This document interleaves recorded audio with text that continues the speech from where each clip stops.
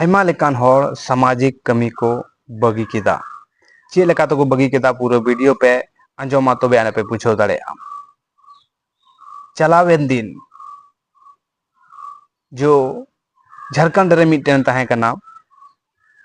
बिलासिनी टुडू जो अड्डी मौज समाज प्रति रोड़े थे दिसम प्रति रोड़े थे अब धर्म बचाव प्रति रोड़े थे तो उन्हीं को केस दिया केस कतेन बिलासिनी टुडू दोय बतरना चेदा उनी PhD कदाय लटू बढ़िया पढ़ाव कना आदो नितो उनी केस आय खाय उनी करियर रे दाग पड़ावा आदो ओना इयते उनी बतरना आ बतर कते इते दुलुप थीरना और ओनाते नितो आगे नितो बांग वीडियो हजुक कानते बांग चे हजुक कानते आपे हम आपे नेल लतिना भाई उनी सब्सक्राइबर कानता पे सब्सक्राइबर ना तो कम से कम 6-7 हजार उनी सब्सक्राइबर ना को लेकिन उनी मई बेटी हो नितो दई बतरना चेदा बतरना चेदा उनी करियर बारेते चेदा नको इसै हर को केस इन खा इन करियर बड़ी तिया इन जो इन पढ़ाव कान ओना हो भंग तरो तिया ओना ये तो उनी वीडियो बनावे बगी किदा नितो दई मिटे कोना दुड़ू कना उनका गे आयमा लेकान सामाजिक सुसरिय हर मेना कुआ जो नुई लेका को बगी केदा को दुड़ू थीर कना तो समाज लगी ते रोड हो बतर को इकोदा अब समाज तलारन हर चेदा हम समाज प्रति रोड खाज आयमा लेकान उनकान को केड़ा मेना कुआ उनका गंडार मेना कुआ जो उनको को धमकी को मो कना गोइरा धमकी को मो कना दालरा धमकी को मो कना केसरा धमकी को मो कना आर हो आयमा लेकाना एगेर को एगेर कना नितो इन कारण ते अब समाज रेन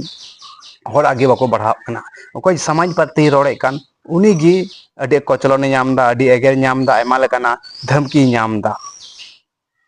आ संगे संगे तो बेनेल के सुरेश मुर्मू हो ओरा को लोके तया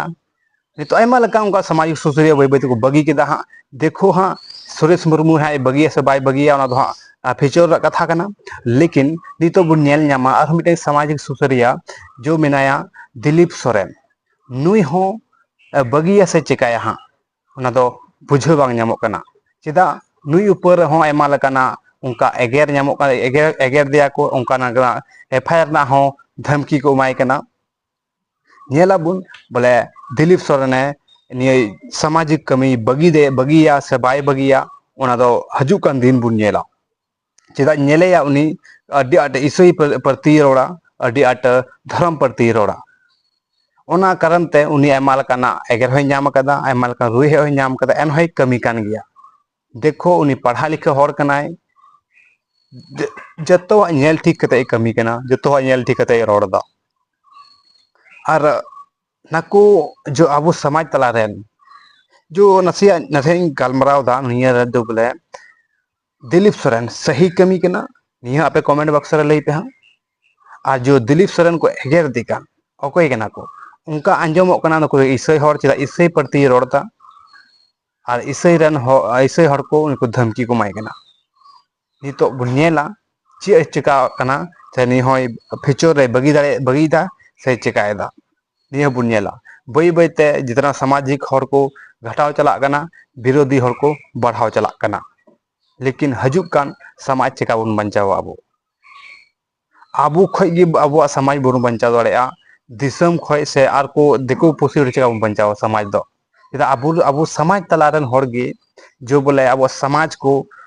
को गंडार लेका को गेरदा आबो समाज रेन हर गे चे मेन किया अच्छे रोड किया नहीं बारे आपे कमेंट बॉक्स रे बड़ाई चुइन पे।